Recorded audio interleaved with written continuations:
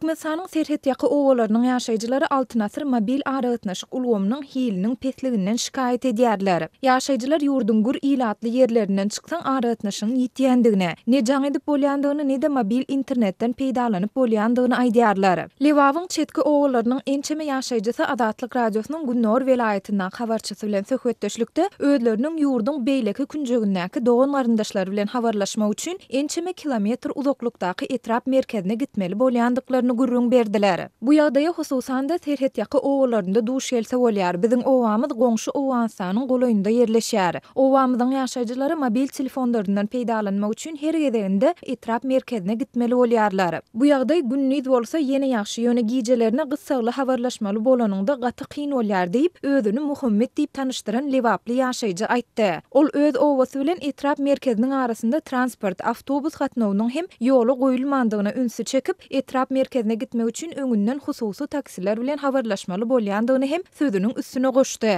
Adatlyk radiosunda gurrun edilýän owanyň ady we ýerleşýän ýeri barada dolu maglumatyň bardygyna garamazdan howpsuzlyk ýagdaýlary sebäpli onu köpçülige ma'lum etmekden saklanýar. Bu bir tarapdan goşmaça çykdyjy bolýar, beýleki tarapdan hem hususy taksiler käte gerekli wagtynda etrap merkezine gitmeýär. Şonu öz wagtynda habarlaşyp hem bilmeýärsiň diýip Muhammed belledi. Ol 2017-nji ýylda MTS mobil aragtnaşyk ulgamy ýurtdaky işini togtadýança bu kompaniýanyň hyzmatlarynyň bökdönüşsiz peýdalanyp bolandygyny hem sözüniň üstüne goşdy. Bellep geçsek, MTS kompaniýasynyň Türkmenistandaky abonentleriniň aragtnaşyk hyzmatlary 2017-nji ýylyň 29-njy sentýabrynda kesilipdi. Şondan bäri altyn asyr mobil aragtnaşyk kompaniýasy öz ugrunça ýurtda ýeketäk monopoliýa bolmagynda galýar. Galyberse-de howpsuzlyk ýagdaýlary sebäpli adynyň efirde atlandyrylmasynlygyny soran lewapda habarçymyz altyn asyr mobil aragtnaşyk hyzmatlarynyň şäher merkezlerinde hem kadaly işlemeýändigine, internet hyzmatlarynyň dogmagy, kesilmegi ýaly näsadlyklaryň häli şinde gaýtalanýandygyny aýdýar. Türkmen mediasy Türkmen Alem 52 hemrasynyň Garawum çölünde ýerleşen alyssaky şäherçeleri hemde ýurdun çetki owalaryny hem aragtnaşyk bilen üpçün edendigini wagtal ma'lum edýär. Emma ýokurda gurrun edilýän ýagdaýlar barada kelam agyz söz aýdylmaýar. Bu aralykda soňky aýlarda türkmen häkimetleri söz azatlygyna garşy çärelerini güýçlendirýärler we ýurdun içindäki hemde daşyndaky wakalar barada garaşsyz hem objektiv maglumat almak isleýän türkmensanlaryň hukuklaryny basyp ýatyrmak boýunça tagallalaryny artdyrýarlar. Şu ýylyň fevral-sentýabr aýlary aralygynda Lewap, Daşow welaýatlarynda we Aşgabat şäherinde internetten peýdalanýan ýaşaýjylar VPN we Siphon proxy serwerler arkaly Türkmensandaky petikli saýtlary girjek bolanlarynda özleriniň internet şolsanda Wi-Fi aragtnaşygynyň kesilýändigini ençemegedek habar berdiler. Adatlyk radiosy bilen söhbetdeş bolan internet ulanjylarynyň pikirine görä, Türkmenistanda internetiň hiliniň pesligi we ondaky näsadlyklar diňe bir ýerli aragtnaşyk ulgamynyň tehnik mümkinçilikleriniň çäkliligi bilen bagly bolman, eýsem häkimetleriň ýurdun ilatynyň maglumat elýeterligini çäklendirmek boýunça çäreleriniň netijesi bolmagy ähtimal. Emma muňa garamazdan şu günler Adatlyk radiosy bilen habarlaşan türkmensanlaryň ençemesi şolsanda adatlygyň ýurt içindäki habarçylary ýurtda petiklenen saýtlary we sosial ulgamlary girmek. Şeýle-de biz bilen habarlaşmak üçin özleriniň altyn asyr ýagny temsal we aştu operatorlary arkaly VPN we Siphon proxy serwerlerinden peýdalanmagy dowam etdirýändiklerini aýdýarlar.